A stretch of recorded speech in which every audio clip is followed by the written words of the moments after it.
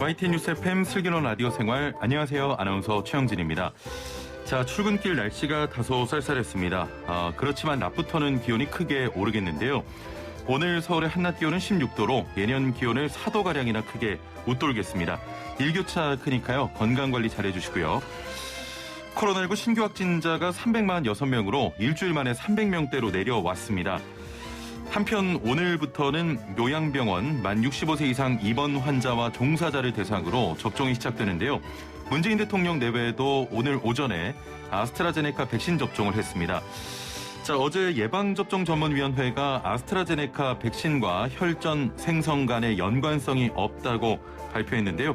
큰 문제 없이 백신 접종이 원활하게 진행되길 바라보겠습니다. 자, 오늘 1부는 생활 속 이슈들을 속속들이 들어보는 이슈 인터뷰 시간인데요. 내비게이션 앱인 티맵과 택시 호출 앱인 카카오티처럼 모빌리티 플랫폼에서 무료로 제공되던 서비스 중 일부에서 비용이 발생될 예정입니다. 관련 내용 살펴보고요. 2부는 반찬 토론 준비되어 있습니다. 요즘 애플리케이션을 이용해서 음식을 시키거나 택시 플랫폼으로 택시를 부르면 어디쯤에서 오고 있는지 위치가 확인되는데요. 이를 두고 지나친 사생활 침해다, 이런 논란이 확산하고 있습니다. 관련 내용 살펴보겠습니다. YTN 뉴스 FM 슬기로운 라디오 생활, 지금 바로 출발합니다. 네, 1부는 생활 속 이슈들을 속속들이 들어보는 이슈 인터뷰 시간입니다.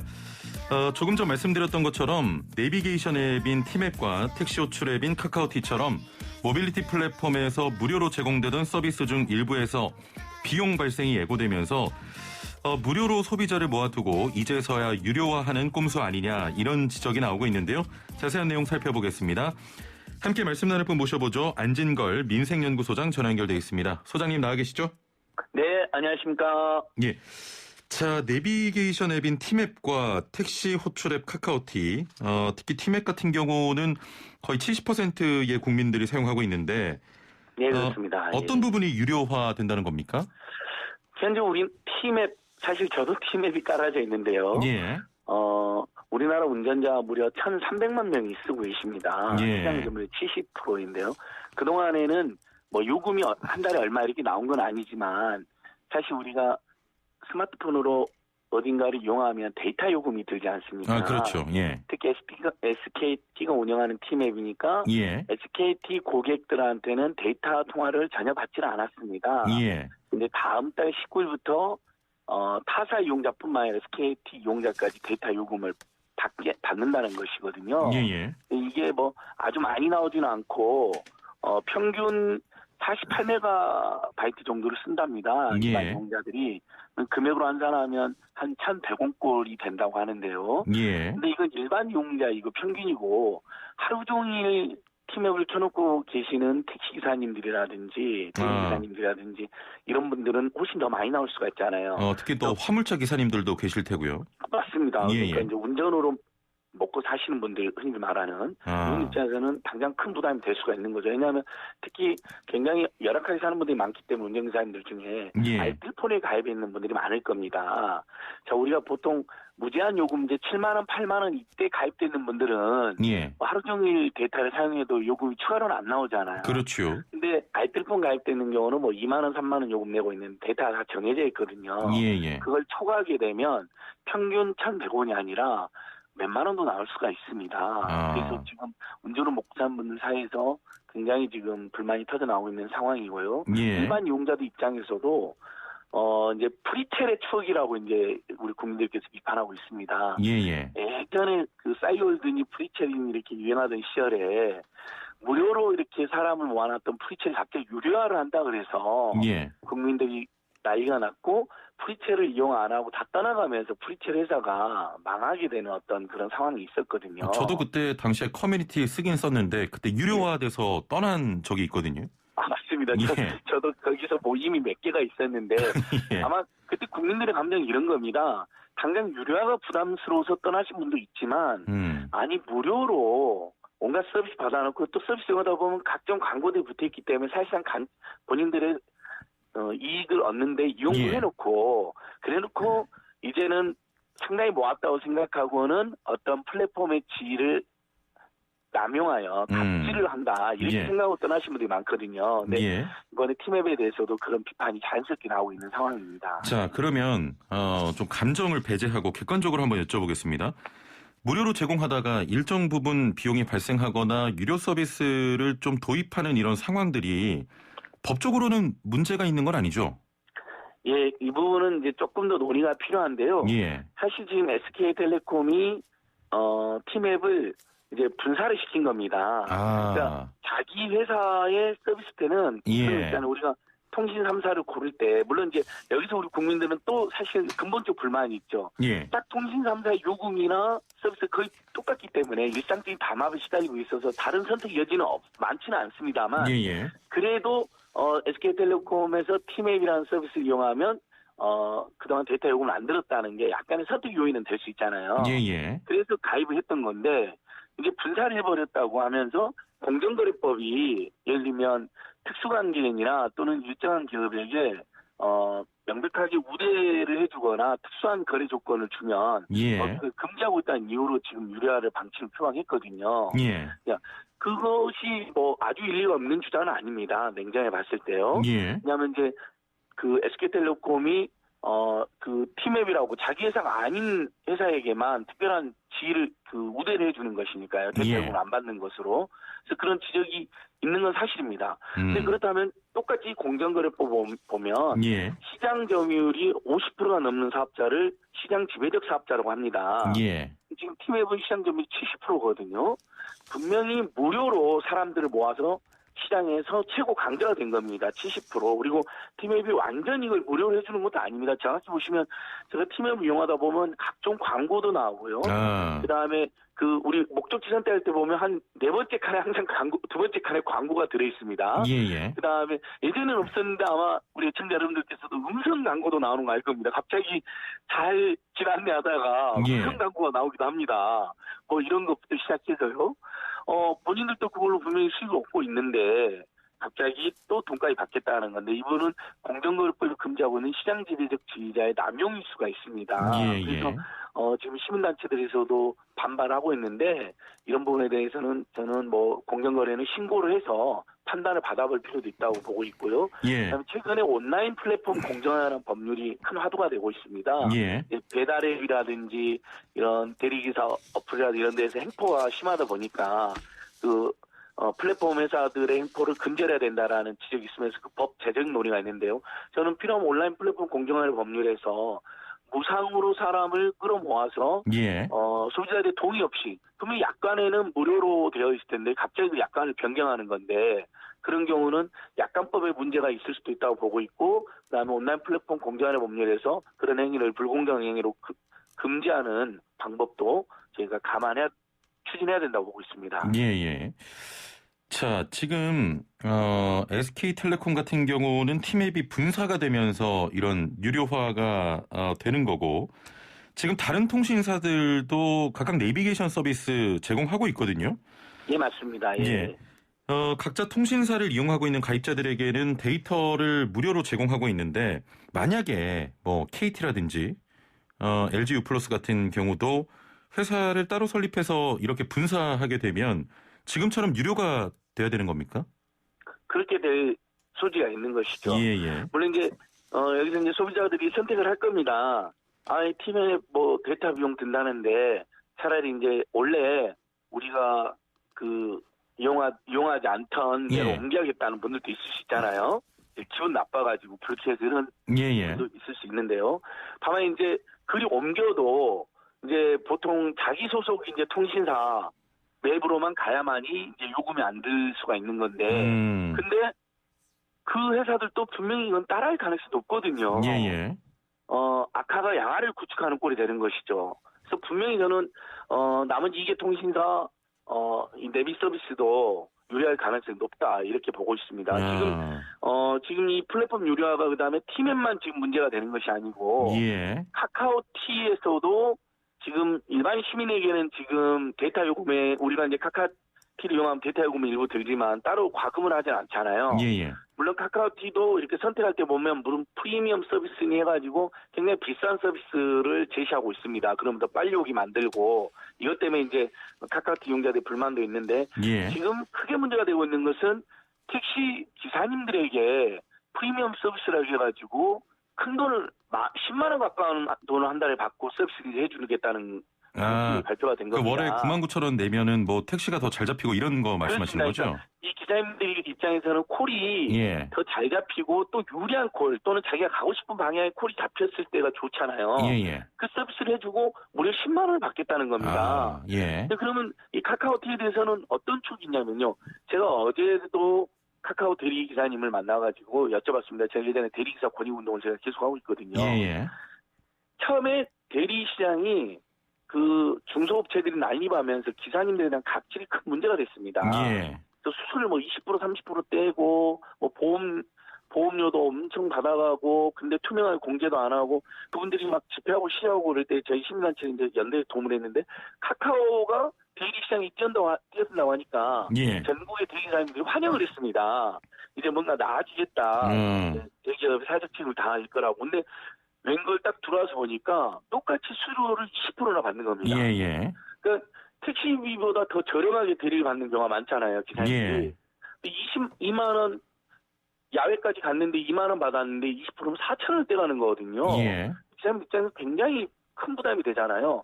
근데 보험료 문제도 합리적으로 해야 된다 했는데 택시 그 대리 이용 한 건 할 때마다 1,100원의 보험료를 냅니다. 그럼 하루에 10건에 만약 대리 서비스 했다면 10,000원이 넘는 보험료를 내는 꼴이 되는 거거든요.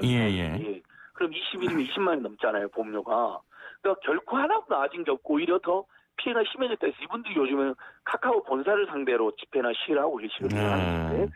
그런 것처럼 카카오티가 굉장히 기사님들하고 소비자를 편하게 연결해줘서 찬사를 받았는데 이렇게 이용자들이나 기사님들 동의도 없이 10만 원 가까운 서비스를 출시하면서 만약에 이제 이것은요 거의 가입하지 않잖아요. 그러면 다른 기사님들이 그 콜을 받는데 원하는 콜을 받는데 불이익을 겪게 되는 문제가 발생하거든요. 그렇게 되면 오히려 좀 강제적으로 가입하게 되는 그런 꼴이 되겠네요.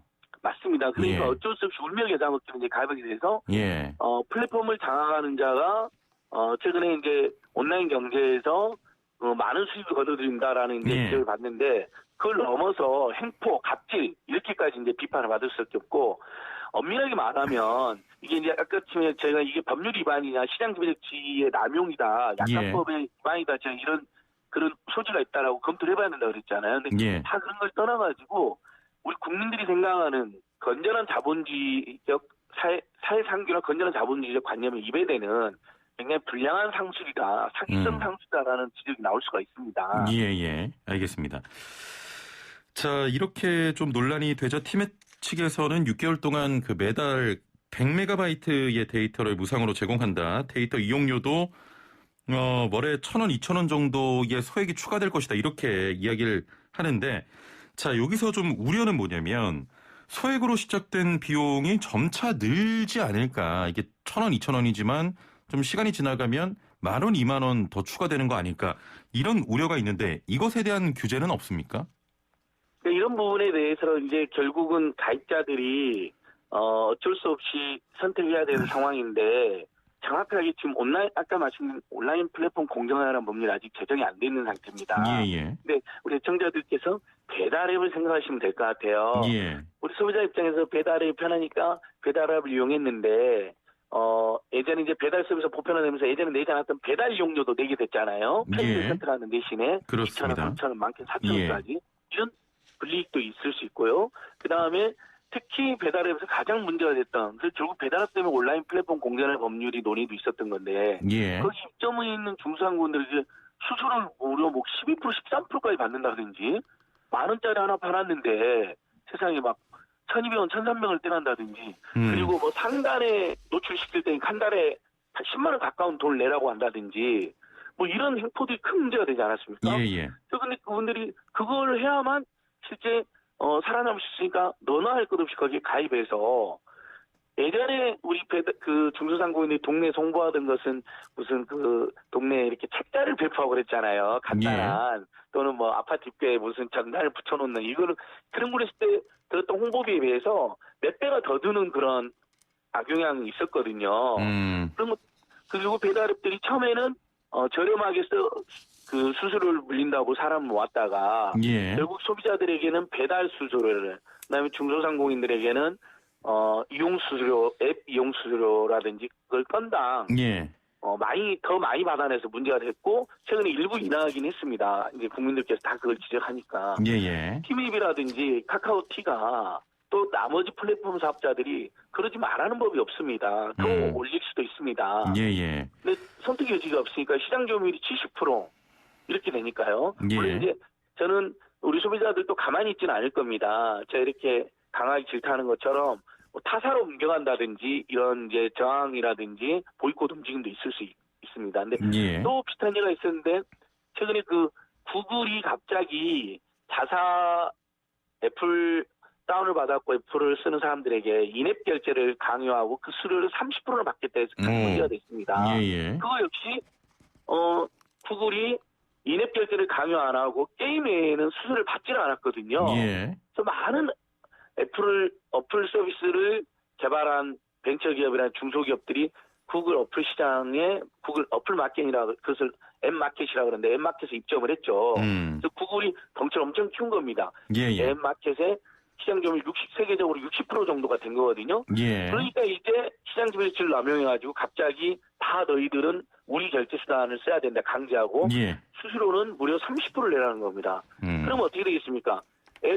앱마켓에 가입되는 이제 들어가 있던 사업자들은 당연히 소비자들에게 그 수수료 30%를 전가하니까 소비자들의 서비스 비용이 30% 늘어나는 이게 지금 처해 있는 것이거든요. 그러니까 티맵, 그 다음에 카카오티, 또 다른 플랫폼 강자들이 그런 식으로 계속해서 사실상 세계 이용자들을 기만해가지고 부당하게 이득을 추구하는 그런 것들이 반복될 수 있다라는 우려는 매우 합리적입니다. 알겠습니다. 저희가 시간이 더 돼서요. 다음번에 또 모시도록 하겠습니다. 오늘 말씀 감사합니다. 예, 고맙습니다. 네, 지금까지 안진걸 민생연구소장과 함께했습니다. 본격 문자창 CPR 프로젝트 슬라생 오늘의 상식 퀴즈. 당신은 오늘 어제보다 똑똑해집니다. 자, 퀴즈 정답을 맞추신 분들 중 추첨을 통해 상품도 보내드리고 있으니까요. 퀴즈 잘 듣고 맞춰주시면 됩니다. 자, 문제 나갑니다.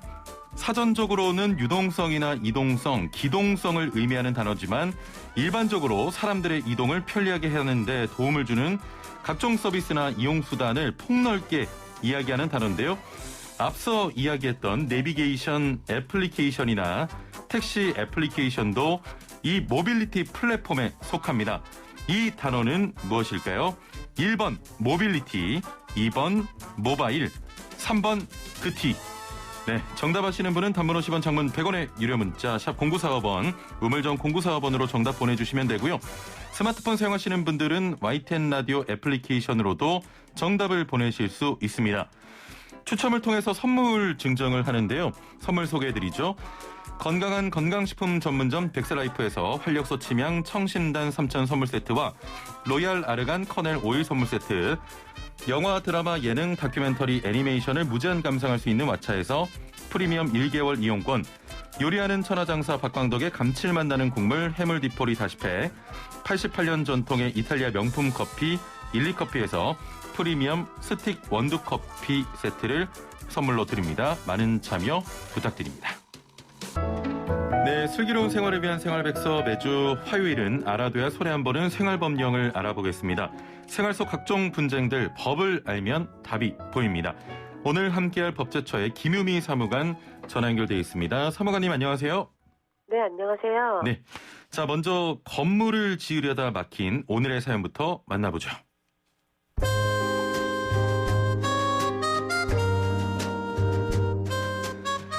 건물을 짓기 위해서 필요한 부지를 알아보던 중 원하는 토지가 도시계획구역에 포함되어 있다는 사실을 알게 됐습니다. 그래서 토지거래 허가를 신청하려고 허가관청에 갔는데요.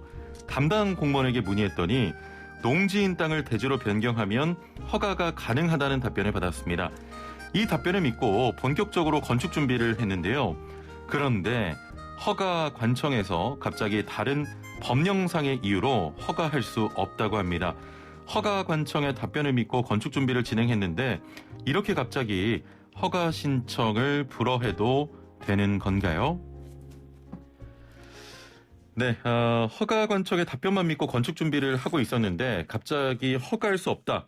이런 답변을 받으면 좀 당황하고 억울할 것 같은데 이렇게 바뀌는 상황은 어쩔 수 없는 겁니까?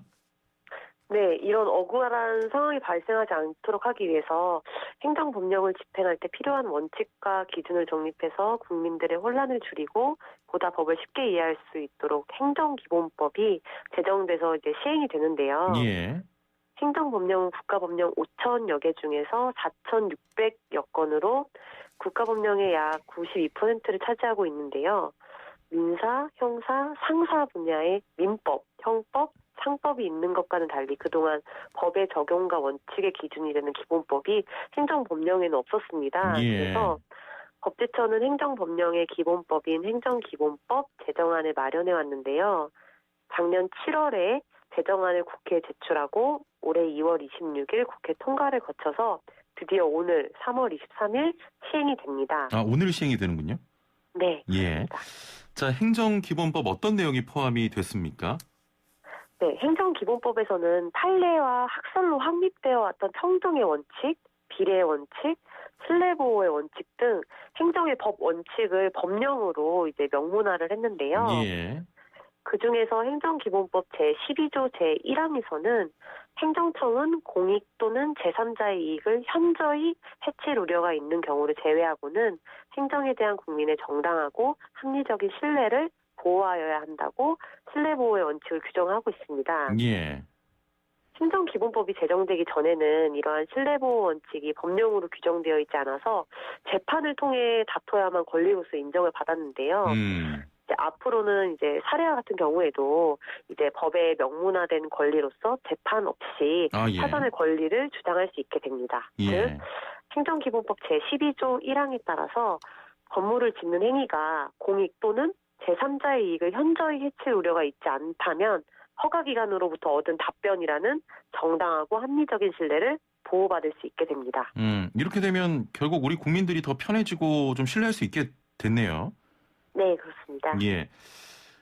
신뢰 보호의 원칙 이외에도 오늘부터 시행되는 행정기본법 추가적으로 알아둬야 할 내용이 있을까요? 네, 오늘 공포되는 행정기본법은 시행일이 바로 오늘부터 시행되는 조문과 예. 네, 시행령 마련을 위해서 6개월 후에 시행되는 조문, 그리고 2년 후에 시행되는 조문이 있는데요. 우선 오늘부터 시행되는 조문은 행정기본법 제1조부터 제21조, 예. 제27조, 제28조, 제23조입니다.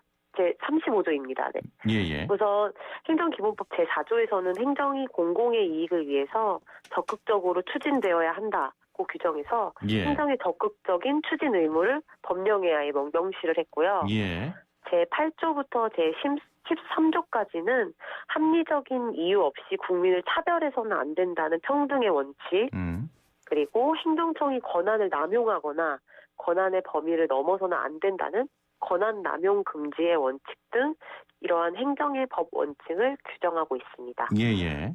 또 18조에서는 행정청이 위법하거나 부당한 처분을 취소할 수 있도록 근거 규정을 마련하였고요. 예. 제19조에서는 적법한 처분에 대한 철회의 경우에는 중대한 공익을 위해서 꼭 필요한 경우 이렇게 철회할 수 있도록 요건과 한계를 명확히 규정해서 국민의 법적 안정성을 제고하고 권익을 더욱더 보호할 수 있도록 제정되었다는 점도 알아두시면 좋을 것 같습니다. 예. 오늘 좀 내용이 길어서 힘들지 않으세요? 오늘 조금 알겠습니다. 많이 드렸네요. 네. 예, 매번 좋은 그 법령 정보 알려주셔서 감사합니다. 법제처와 함께했습니다. 감사합니다. 네, 감사합니다. 네, 지금까지 법제처의 김유미 사무관과 함께했습니다. 네, 1부는 여기서 마치고요. 오늘 퀴즈 한 번 더 드리겠습니다. 자, 문제 나갑니다. 퀴즈 정답 맞추신 분들 중에서는 추첨을 통해서 선물도 제공해 드리니까 꼭 참여해 주시고요. 사전적으로는 유동성이나 이동성, 기동성을 의미하는 단어지만 일반적으로 사람들의 이동을 편리하게 하는 데 도움을 주는 각종 서비스나 이동수단을 폭넓게 이야기하는 단어입니다.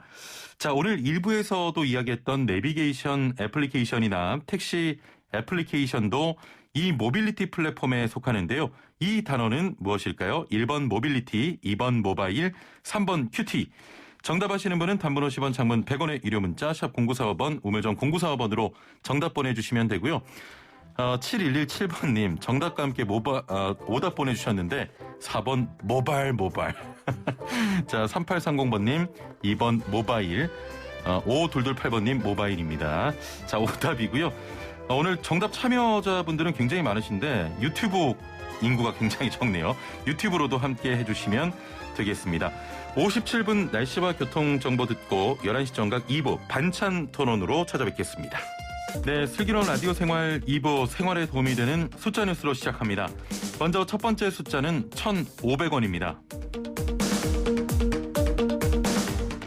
최근 원유값이 올랐다는 소식 전해드렸는데요. 이런 영향으로 차량용 휘발유와 경유 리터당 평균값이 각각 1,500원과 1,300원대로 올라섰습니다.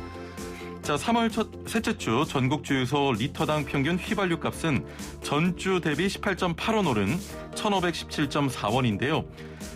주유하러 가서 가득 넣으려면 10만 원 훌쩍 넘더라고요. 기름 넣는 것도 무서운 요즘입니다. 두 번째 숫자는 220번째입니다. 김범수 카카오 의장이 김봉진 우아한 형제들 의장에 이어서 더 기빙 플래지의 재산 절반 이상 기부를 공식 서약하면서 220번째 기부자의 이름을 올렸습니다.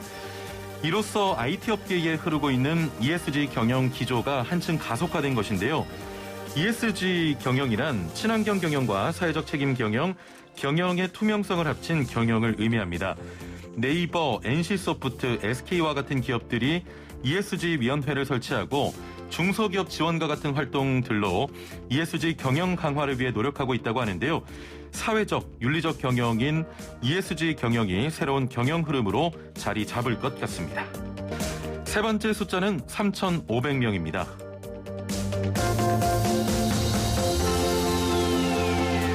코로나 확산세가 꺾이지 않으면서 올해도 봄꽃을 제대로 즐기기는 어려울 것 같습니다. 서울 여의도 벚꽃축제를 비롯해서 전국 봄꽃 축제들이 연이어 취소됐는데요. 그 대신 주요 명소는 철저한 방역과 함께 제한적으로 개방될 예정입니다. 여의도 윤중로 벚꽃길은 다음 달 1일부터 온라인으로 신청을 받아서 추첨을 통해 총 3,500명에게 벚꽃길을 개방합니다. 또 실시간 벚꽃길, 라이브 콘서트, 북 콘서트와 같은 온라인 행사들도 진행될 예정입니다. 봄 향기를 맡지 못한 아쉬움을 온라인으로 달래보는 건 어떨까요? 네, 마지막 숫자는 등번호 99입니다.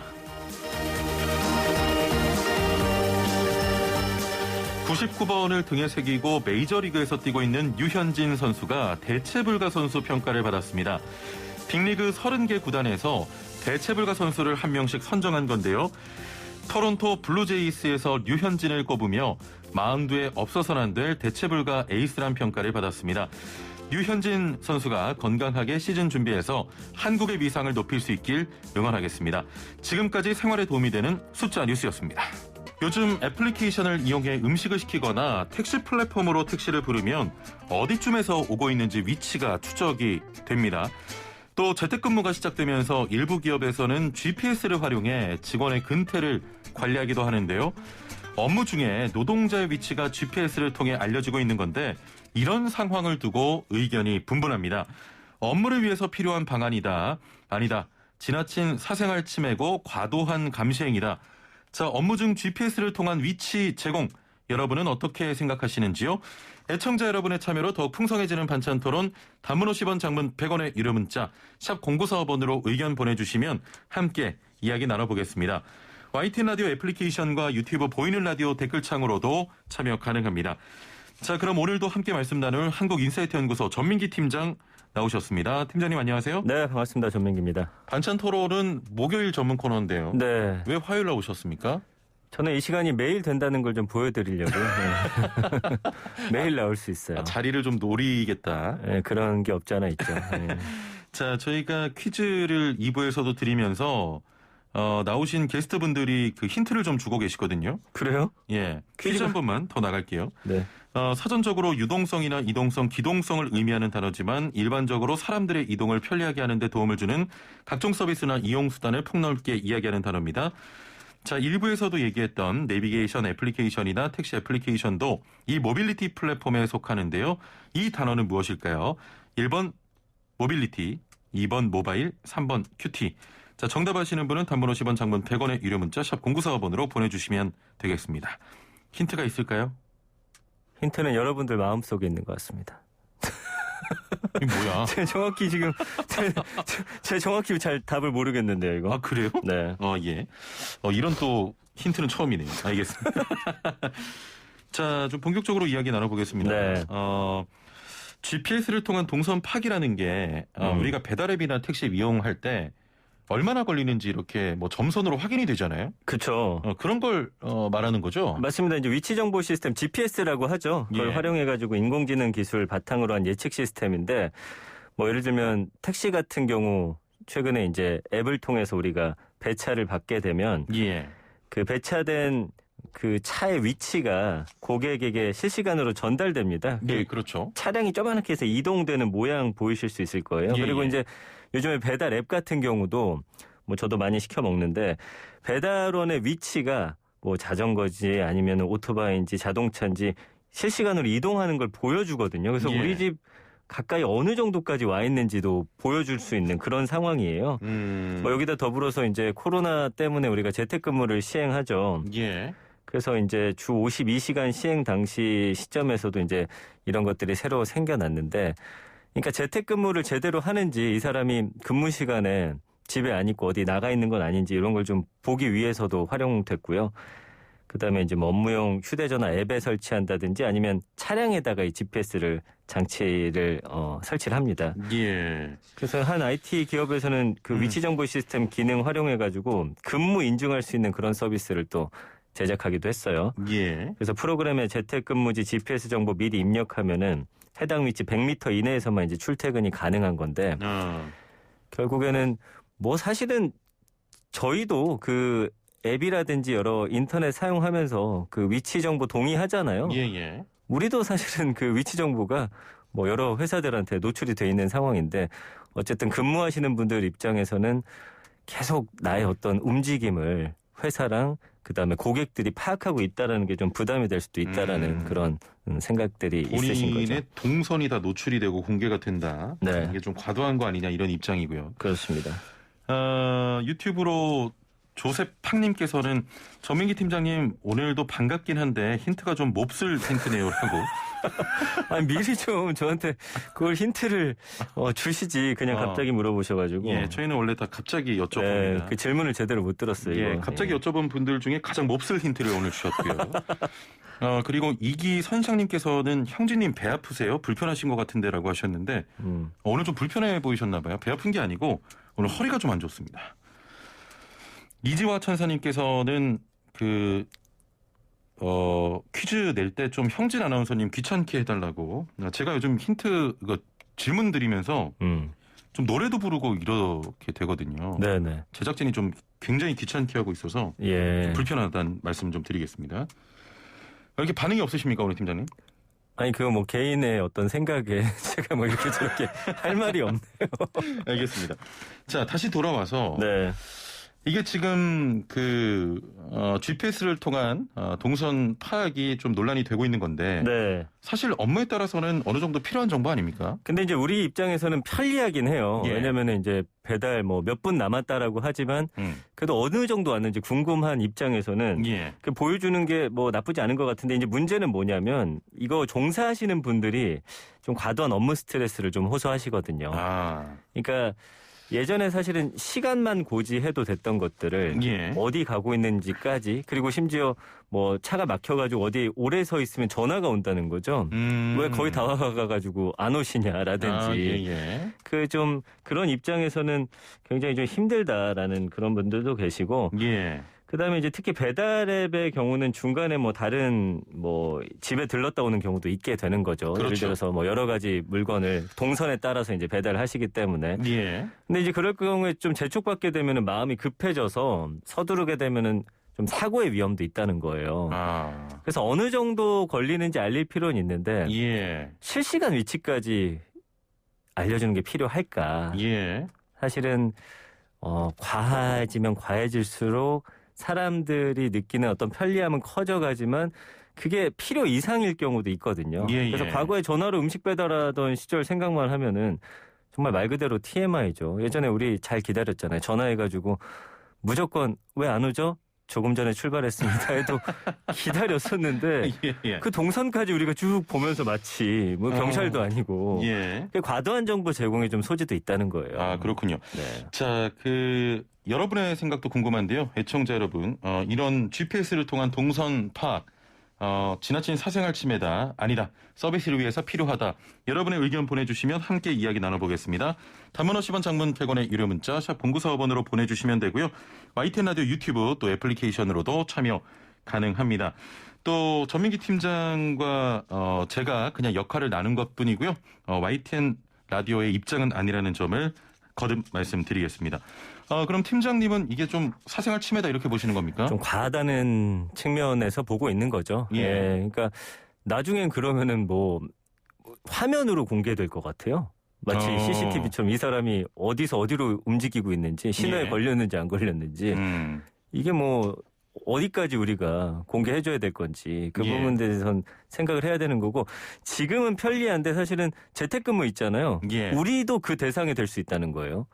그 부분을 생각하고서 사실은 여러분들이 좀 더 신중히 찬반에 응해 주셔야 되지 않을까 싶습니다. 예, 0928번님께서는 재택근무자에게 적용하는 건 좀 아닌 것 같아요. 직원들이 회사의 이익을 위해 일하는 건데 마치 소유물인 것처럼 하는 것은 아니라고 봅니다. 업무 효율이 떨어지거나 사고가 생겼다면 모를까 동선까지 본다고 하면 일하기 싫을 것 같아요. 이런 의견 주셨고요. 9180번님께서는 모빌리티 회사 운영 입장에서는 회사의 차량이 여러 대일 경우 관리 차원에서 GPS를 장착해 활용하고 있습니다. 차량 분실이나 도난 관리 등에 또 활용이 된다 이런 말씀하셨는데 미국의 화물 운송 회사 UPS의 경우 2008년 1,500대 정도의 배송 트럭에 GPS를 부착한 이후 지금은 거의 모든 트럭을 비롯해 직원들의 모바일 기기에 내장된 GPS를 활용하고 있는데 덕분에 그 실시간 배송 추적도 가능해졌고요. 이런 상황을 보면 기술이 필요한 곳에 사용하고 있다. 이렇게 좀 볼 수 있을 것 같은데요. 그러니까 이제 보는 어떤 입장에 따라서 달라지는 것 같은데 예. 이 기업이 스마트 기기 활용해가지고 직원들의 행동을 어떤 면에서는 사실은 이걸 효율적으로 관리하기 위한 건데 예. 그것을 이제 관리 당하는 입장에서는 좀 감시당한다라고도 생각할 수 있는 거예요. 예. 이렇게 그 직원들의 행동을 기업이 감시하는 그런 노동 감시 형태를 전자 노동 감시다 이렇게 예. 좀 부르기도 하거든요. 그래서 국가인권위원회가 발표한 정보통신기기에 의한 노동인권 침해 실태조사라는 그런 자료가 있는데 예. 이 보고서를 보니까 정보기기에 의한 노동인권 침해 상담 건수가 2012년에 169건에서 이게 169건에 달했는데 2007년에 42건이었어요. 예. 거기에 비해서 4배 이상 증가한 거고 2014년에 발표한 거니까 이것도 거의 10년 전이란 말이죠. 예. 지금은 제가 볼 때는 훨씬 뭐 어마어마한 수치에 도달해 있을 것 같은데 그 2013년 10월에서 11월에 인권위가 한국법제연구원에 의뢰해서 15세에서 59세 근로자 700명을 대상으로 해서 CCTV 설치, 위치 추적, 통화 내역 녹음 이런 정보기기에 의한 노동인권 침해 실태를 조사한 거고 예. 그때 당시에도 응답자의 62.3%가 이 위치 추적에 따른 사생활 침해를 가장 좀 심각하게 생각들 하고 계셨거든요. 예. 알겠습니다. 지금은 더 강해지지 않았을까 생각이 예. 듭니다. 2014년 이후로는 이 발표 자료가 없네요. 자, 그러면 팀장님, 네. 우리 그냥 생활 속에서 한번 이야기 나눠보겠습니다. 그래요.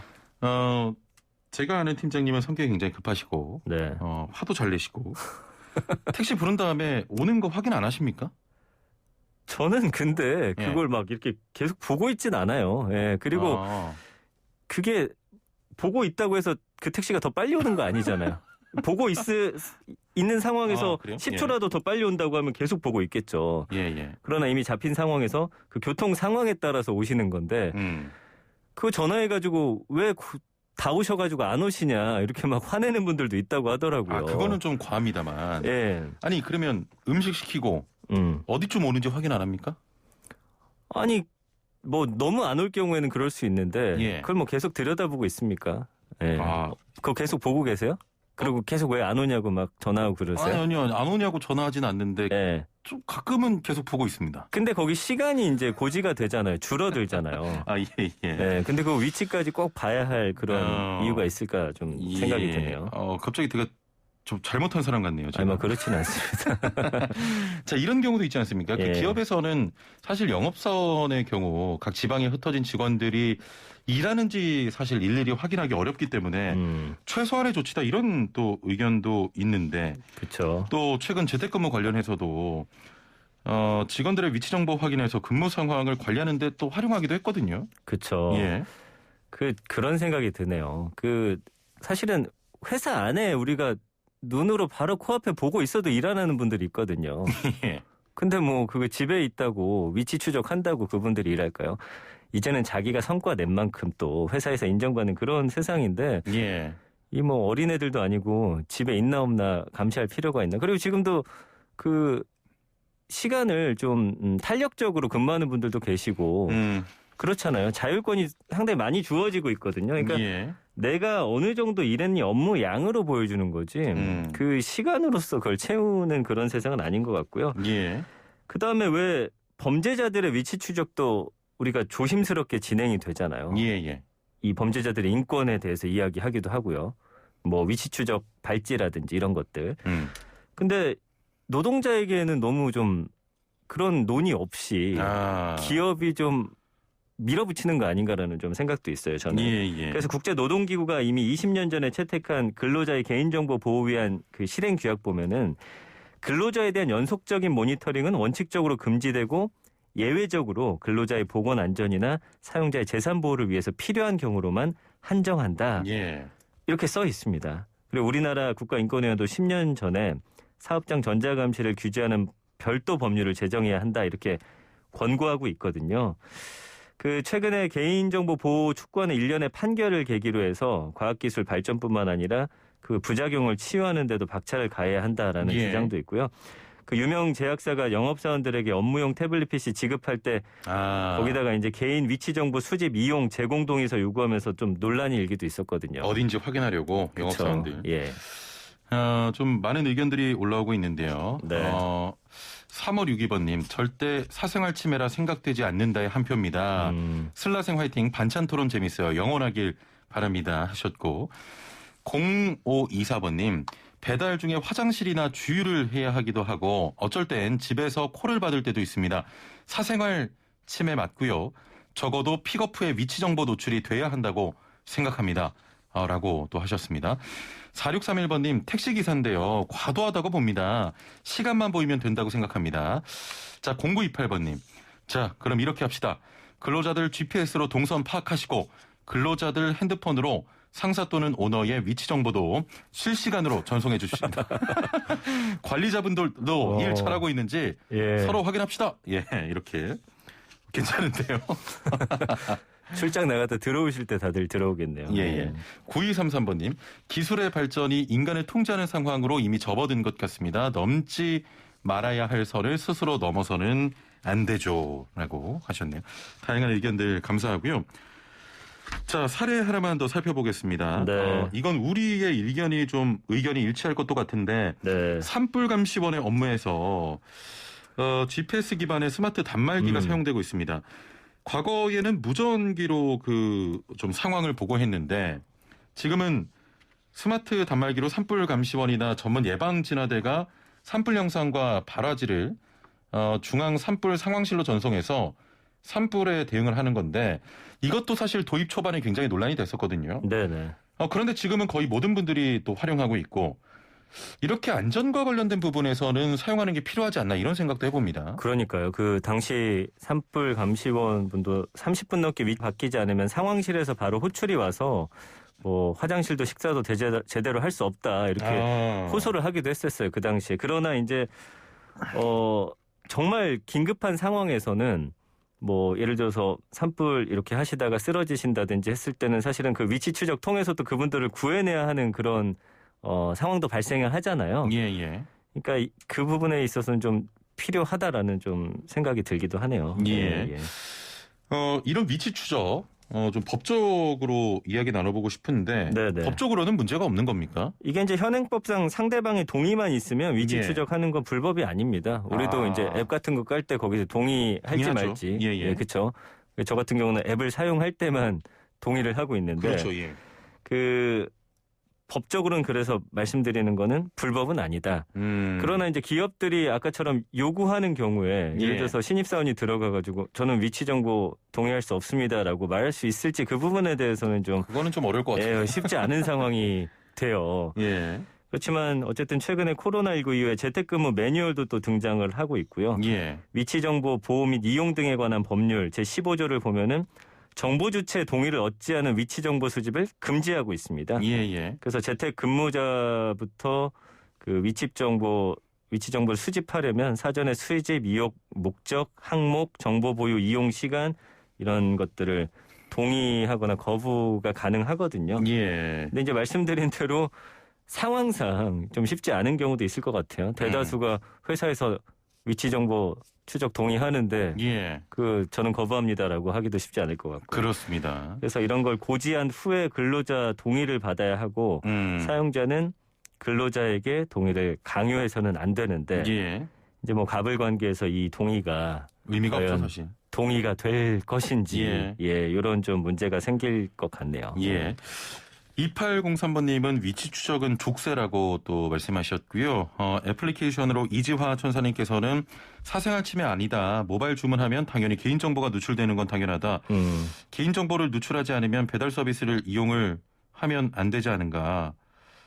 편리성으로 배달 서비스 이용하면 개인정보 누출은 당연하다. 뭐 이런 말씀하셨는데 네. 조금 다른 논지의 개인정보 관련 내용이었습니다. 자, 그 마지막 질문을 좀 드려볼 텐데요. 네네. 기술 발전하면서 생기는 문제들입니다, 이건. 오늘도 뭐 저희 이야기 나눠봤지만 항상 좀 의견이 나뉘는 것 같습니다.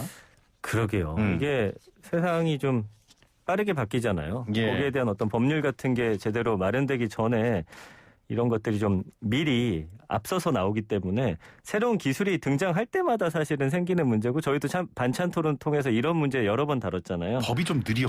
예. 뭐 그럴 수밖에 없는 것 같아요. 예. 산업 환경 변화에서 좀 생각해봐야 할 일들이고 뭐 인권이라든지 이런 부분에 대해서는 좀 우리가 사회적인 논의를 통해서 미리 좀 사실은 요 비슷한 일들이 이제 많이 벌어질 것 같거든요. 좀 공감대를 형성할 수 있는 사회적인 논의를 좀 할 시점이 아닌가 싶기도 하고요. 예. 네, 이런 부분에 대해서 국민들이 좀 강하게 본인들의 좀 의견을 내주셔야 또 어떤 의견들이 좀 더 힘을 받는지 우리도 알 수 있을 것 같습니다. 예, 알겠습니다.